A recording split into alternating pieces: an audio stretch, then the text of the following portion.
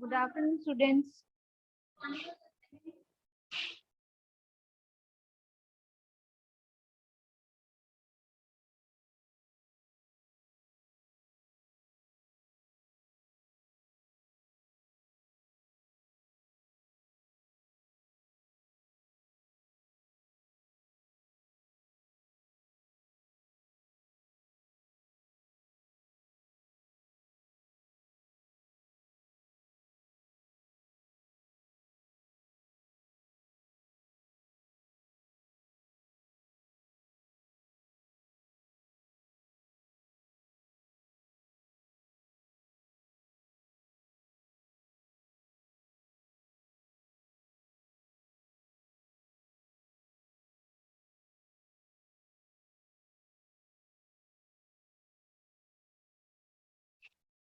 So, students, as you know, last time we have completed chapter number 2, part 1.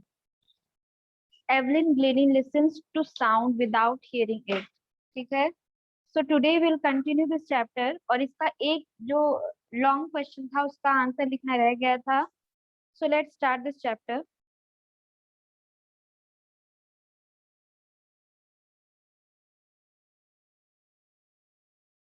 The question is, how does Evelyn hear music? Evelyn music को कैसे सुनती है? ठीक है, तो इसका आंसर है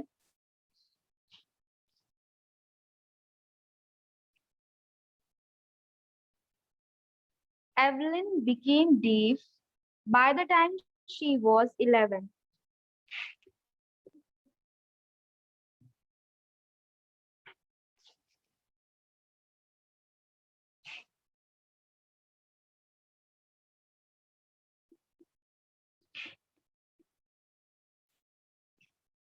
Time she was 11. But she did not give up.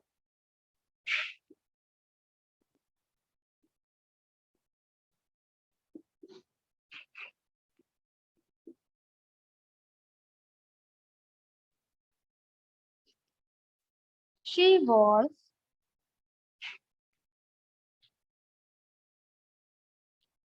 determined to lead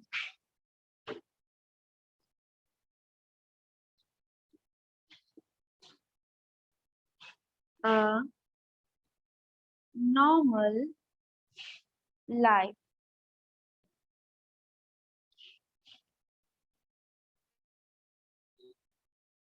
And pursue her interest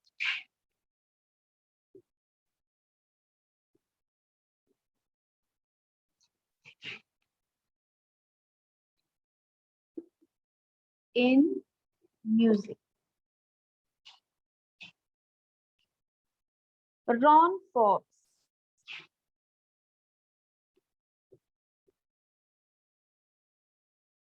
a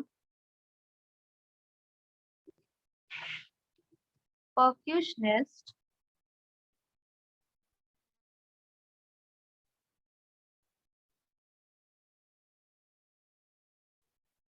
spotted her potential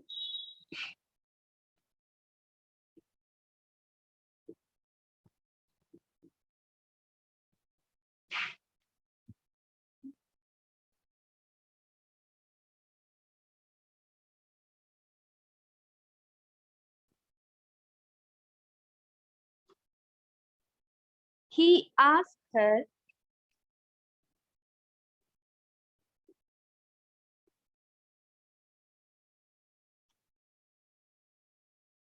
not to listen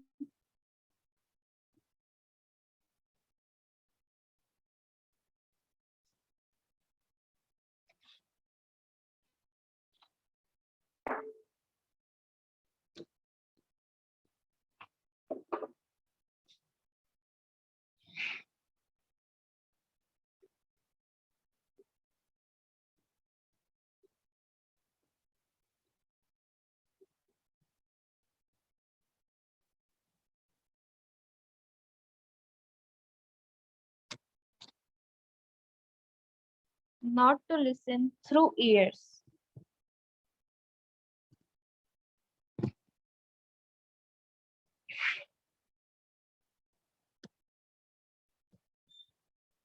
but try to sense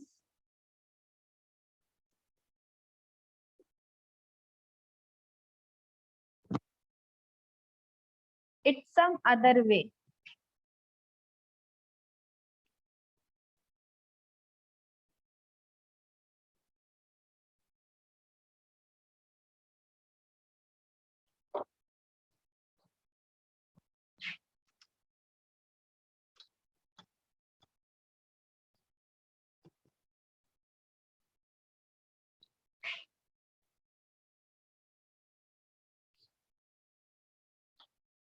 She realized she could feel the higher drum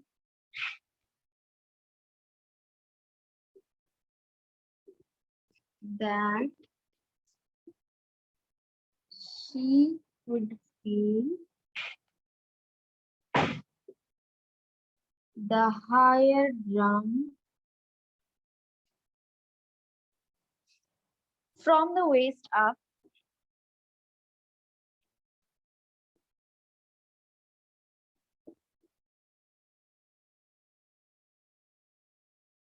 and the lower one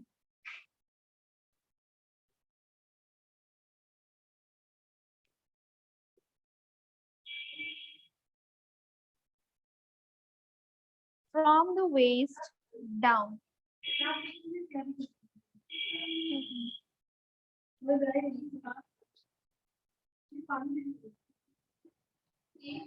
From the waist down. Forbes repeated,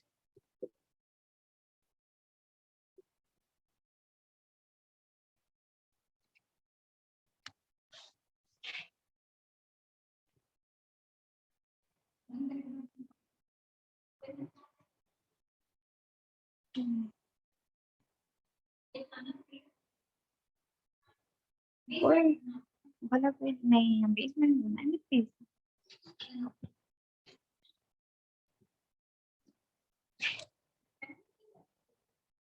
हाँ.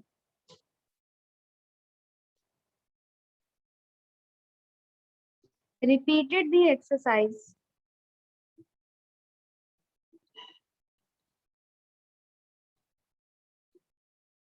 and soon Evelyn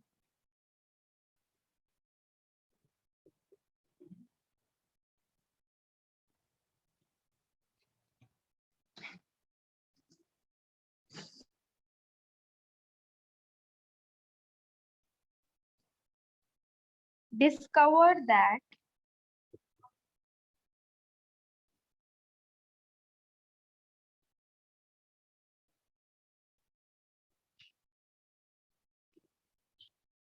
she could sense,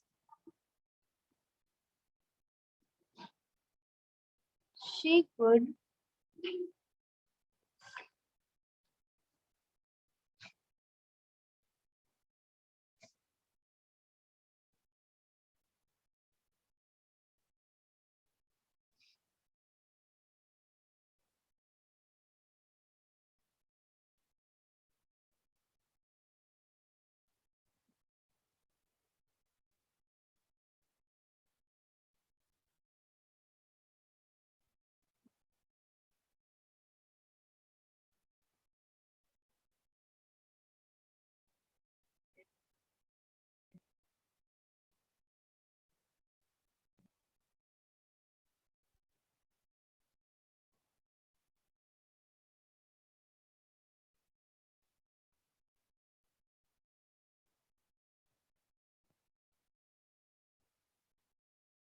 सुनो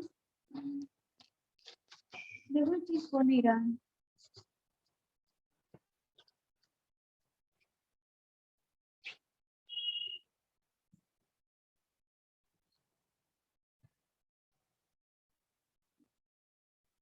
So यहाँ तक हमने कर दिया. Soon she discovered that she could sense certain notes in different parts of her body. So उसको बहुत ही जल्दी रियलाइज हो गया कि वो अलग अलग जो डिफरेंट नोट्स हैं वो अपने different parts of the body से सुन पा रही है.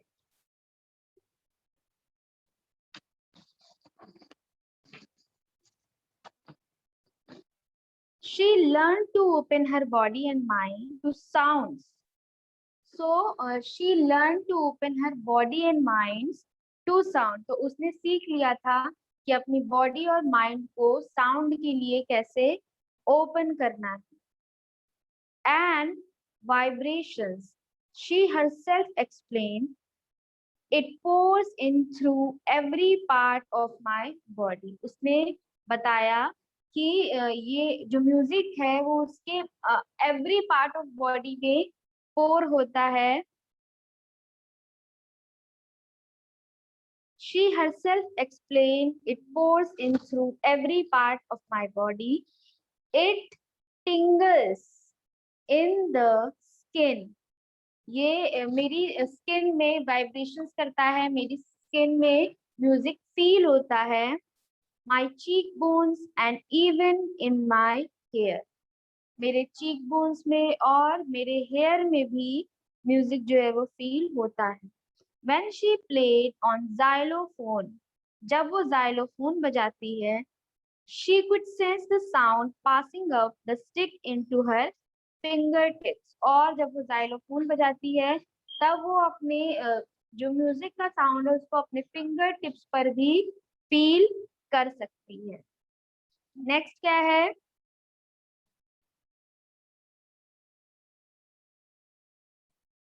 By learning against the drums, she could feel the resonance flowing into her body. So जब वो ड्रम्स को बजाती है तब वो जो रेजोनेसेंस होते हैं, यानी कि ड्रम का जो एको होता है, जो साउंड होता है, जो वाइब्रेशंस होती हैं, वो अपने बॉडी में उसको फील कर पाती है. On the wooden floor, she used to remove her shoes so that the vibrations may pass through her bare feet and up her legs. So जब वो म्यूजिक बजाने जाती है तो वो वुडन फ्लोर पर वो अपने फीट को बेयर कर लेती है, यानी कि अपने शूज को रिमूव कर लेती है और बेयर फीट वो अच्छे से और ज्यादा फील कर पाती है म्यूजिक.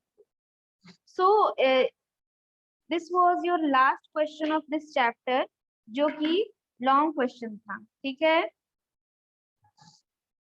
यहाँ तक हमने करा दिया था दैट शी कुड. उसके बाद से हमने आपको बोल दिया, एक बार और रिपीट कर देते हैं, that she could feel the higher drum from the waist up and the lower one from the waist down. Forbes repeated the exercises and soon Evelyn discovered that she could. Evelyn discovered that she could. यहाँ से आगे बोल रहे हैं हम, she could sense certain notes in different parts of her body. She learned to open her body and mind to sounds and vibrations. She herself explained, it pours through every part of my body. It tingles in the skin, my cheekbones, and even in my hair. When she played on the xylophone, she could sense the sound passing up the stick into her fingertips. By learning against the drums, she could feel the resonance flowing into her body. On the wooden floor, she used to remove her shoes so that the vibrations may pass through her bare feet and up her legs.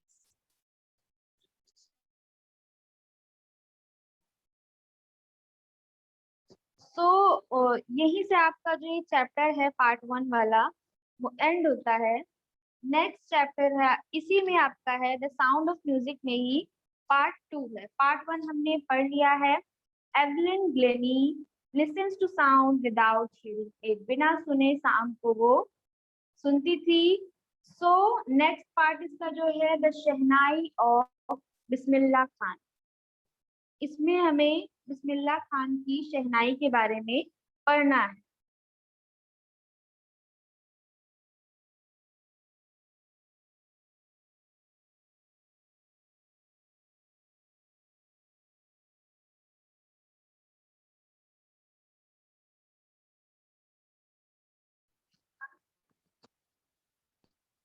Let's start this chapter.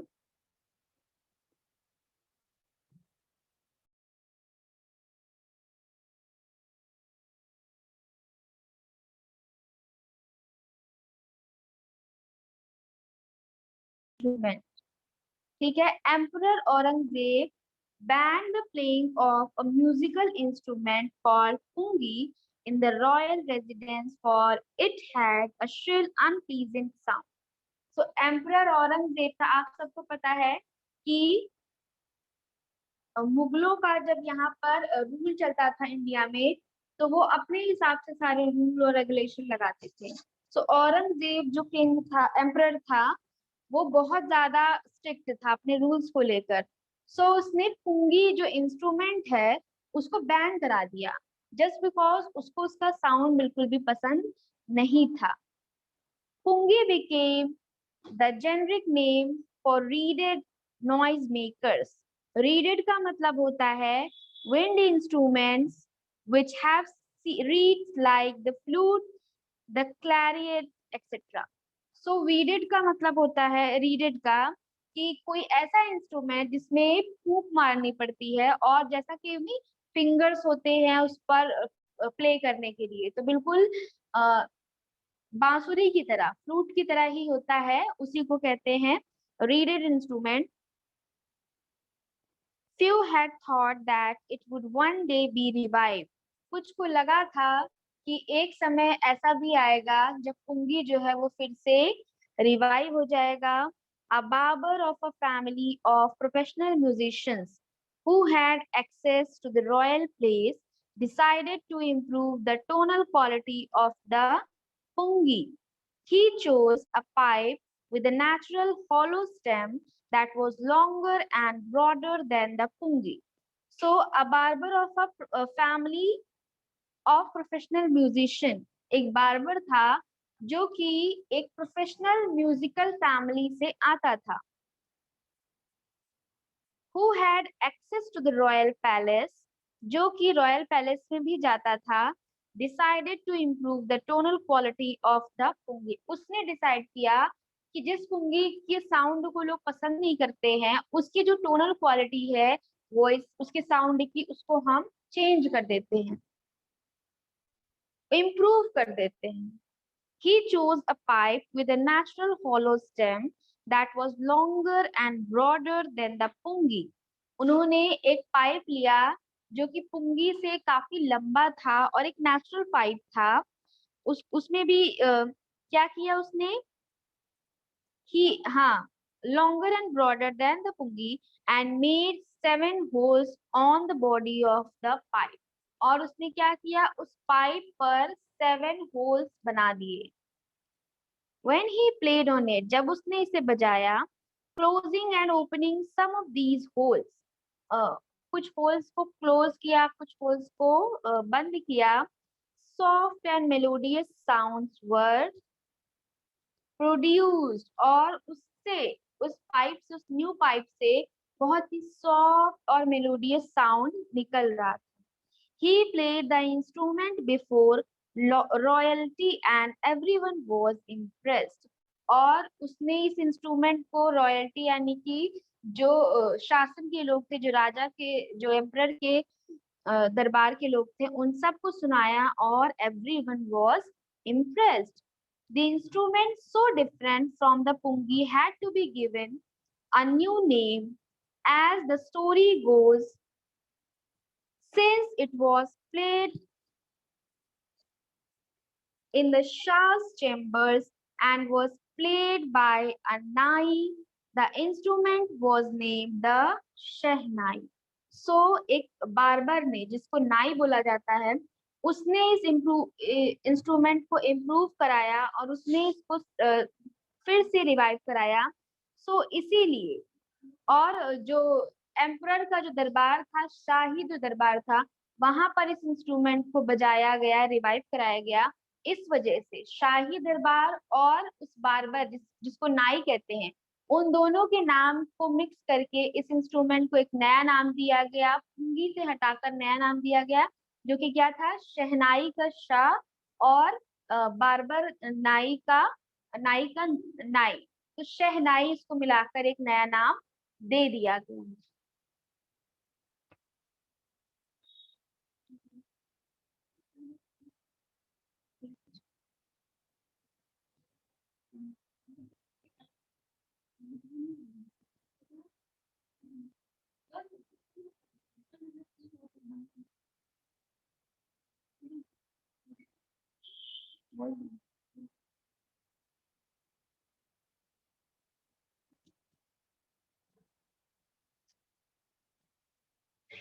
सो इसीलिए इस instrument का नाम शहनाई पड़ा।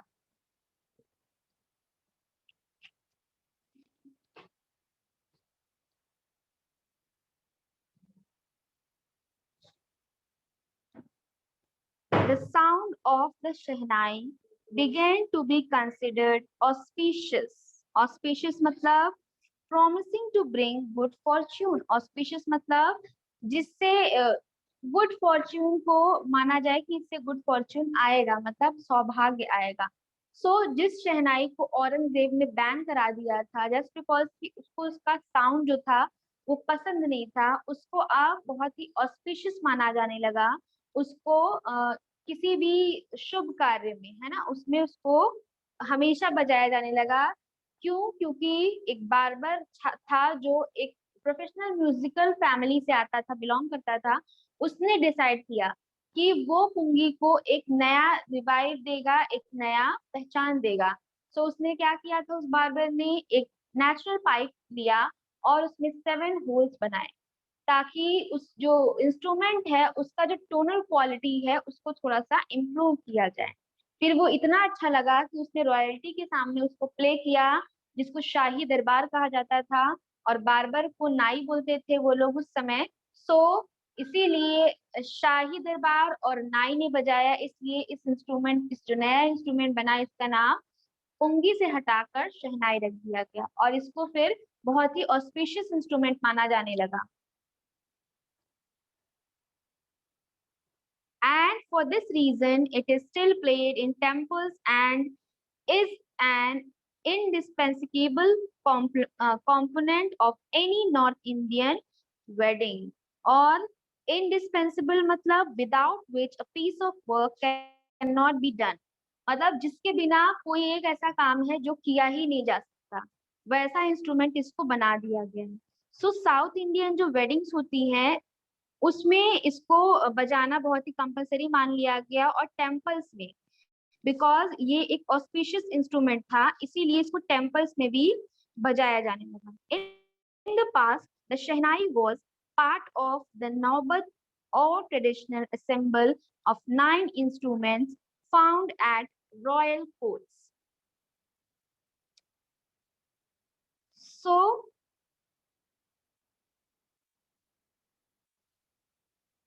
the sound of the Shehnai began to be considered auspicious, and for this reason, इसी reason से इसको क्या करने लगे, टेम्पल्स और नॉर्थ इंडियन जो वेडिंग्स थी वहां पर इंडिस्पेंसिबल माना जाने लगा। In the past the shehnai was part of नौबत और traditional assemble of 9 instruments found at royal courts.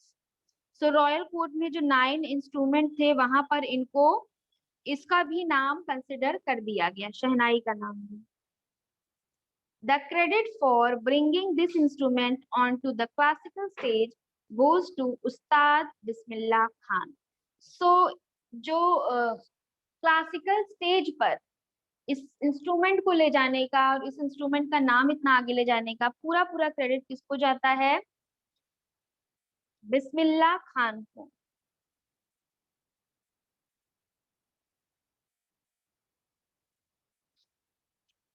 As a 5-year-old, Bismillah Khan played gilli danda near a pond in the ancient state of Dumrao in Bihar. Dumrao Bihar में, बहुत पुराना जो state है दुमराव बिहार, वहां पर 5-year-old Bismillah Khan पूरे टाइम सिर्फ खेल कूद करते रहते थे। और क्या खेलते थे, गिल्ली डंडा खेलते थे एक पॉन्ड के पास, एक तालाब के पास। He would regularly go to the nearby Bihari ji temple, और बिस्मिल्लाह खान डेली उनके पास में जो बिहारी टेम्पल था बिहारी जी टेम्पल था, वहां पर जाया करते थे to sing the Bhojpuri chaita. Bhojpuri chaita करके एक फॉर्म ऑफ सिंगिंग है, उसको गाने वो वहां पर जाया करते थे। At the end of which he would earn a big laddoo weight 1.25 kg, a prize given by the local maharaja. So जब वो चैता गाते थे, बिहारी चैता जब वो गाते थे टेम्पल में जाकर, अंत में उनको 1.25 kg का एक लड्डू मिलता था, जो कि उसको वहां के महाराजा देते थे। This happened 80 years ago। ये बात है 80 years पहले की। And the little boy has travelled far to earn highest civilian award to in India, the Bharat Ratna Award। So ये 80 years पहले की बात थी, जब छोटा सा ये बिस्मिल्लाह खान, छोटे से जो बच्चे थे, वो महाराजा जी से अर्न करने के लिए 1.25 kg का लड्डू अर्न करने के लिए बिहारी चैता गाते थे मंदिर में। और इसके बाद आगे के आने वाले समय में इंडिया का मोस्ट प्रेस्टिजियस अवार्ड जो एक सिविलियन को मिलता है, जो कि भारत रत्न अवार्ड है, वो उनको मिला। Born on 21st March 1916, Bismillah belongs to a well-known family of musicians from Bihar. His grandfather, Rasul Baks Khan, was the Shehnai Nawaz of the Bhojpur King's court। उनके जो ग्रैंडफादर थे वो शहनाई नवाज थे। किसके कोर्ट में? भोजपुर किंग के court में। His father Paigambar Bakhsh, उनके पिताजी कौन थे? Paigambar Bakhsh. And other parental ancestors were also great shehnai players. और उनके जो दूसरे पेरेंटल एंसेस्टर्स थे, यानी कि उनके पूर्वज थे, उनके माता पिता के पूर्वज थे, वो सारे कौन थे? सारे शहनाई प्लेयर्स थे। सो बिस्मिल्लाह खान, जिनका जन्म 21 मार्च 1916 को हुआ था, वो एक बहुत ही वेल नोन म्यूजिकल फैमिली से बिलोंग करते थे, जो कि कहाँ रहते थे? बिहार में। और उनके जो ग्रैंडफादर थे, जो दादाजी थे, उनका नाम क्या था? रसूल बख्श खान वॉज द शहनाई नवाज। वो भोजपुर राजा के कोर्ट में शहनाई नवाज थे। और उनके खुद के फादर जो थे वो भी पैगंबर बख्श, जिनका नाम था, वो क्या करते थे? वो भी शहनाई बजाया करते थे। The young boy took to music early in life. तो जो बिस्मिल्लाह खान थे, उन्होंने बहुत ही स्टार्टिंग में म्यूजिक को अपना लाइफ बना लिया। At the age of 3, when his mother took him his maternal uncle's house in Banaras, now Varanasi जिसको कहते हैं। सो जब 3 years की एज में उनकी मदर जो थी, उनको उनके मैटरनल अंकल के पास लेकर गई, जिनका घर कहाँ पर था? बनारस में था। Bismillah Khan was fascinated watching his uncles practice the shehnai.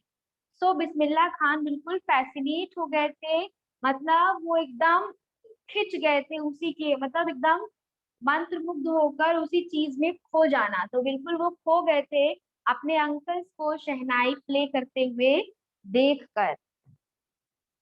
Son Bismillah started accompanying का मतलब है यहाँ पर साथ देना। तो जल्दी ही बिस्मिल्लाह ने भी अपने अंकल को कंपनी देना स्टार्ट कर दिया। अली बख्श टू द विष्णु टेम्पल, जिनका नाम क्या था? अंकल का अली बख्श नाम था, जो कि Vishnu temple of Banaras where Bakhsh was employed to play the shehnai, जहां पर उसके अंकल को एम्प्लॉय किया गया था, रखा गया था शहनाई बजाने के लिए। अली बख्श would play the shehnai and Bismillah would sit captivated for hours no end। और अली बख्श जो थे वो शहनाई बजाते थे, और बिस्मिल्लाह खान जो थे वो कई घंटों तक कैप्टिवेटेड रहते थे, मतलब एक तरह से कैद रहते थे, और बिना कुछ बोले वो वहीं पर बैठे रहते थे। जब तक कि वो प्रोग्राम जो था उसके उनके अंकल का खत्म नहीं हो जाता। Slowly, he started getting lessons in playing the instrument and would sit practicing throughout the day. और जल्दी ही उनको भी lessons दिए जाने लगे शहनाई प्ले करने के, और वो भी अब प्रैक्टिस करने लगे।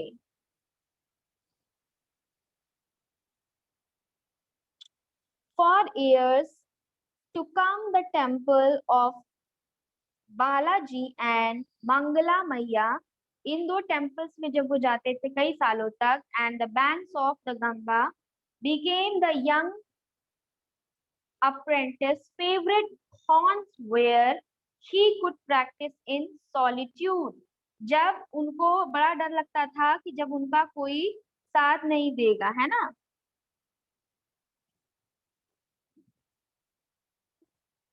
उनको डर लगता था कि कहीं उनको अकेले में इसको प्रैक्टिस ना करना पड़े, उनको किसी ना किसी की जरूरत पड़ती थी। So the flowing waters of the Ganga inspired him to improvise and invent ragas that were earlier considered to be beyond the range of the Shehnai।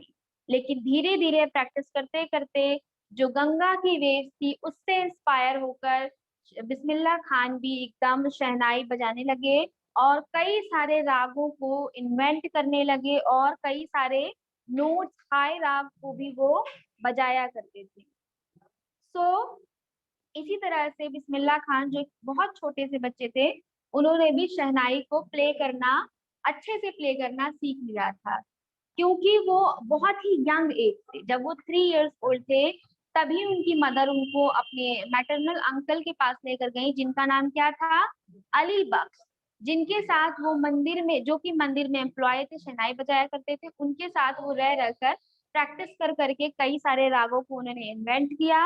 और आगे चल के यही छोटा सा 3 ईयर ओल्ड बच्चा इंडिया का most prestigious award, Bharat Ratna award achieve करने वाला था। सो that is it for today. आज हमने जो साउंड ऑफ म्यूजिक है उसका पार्ट 2 भी पढ़ लिया है। नेक्स्ट क्लास में इसको दोबारा से हम रिवाइज करेंगे और इसकी वर्ड मीनिंग्स और मेक सेंटेंस भी देख लेंगे। ठीक है, चलो। So that is it for today. I will see you in the next class. Thank you all, bye bye.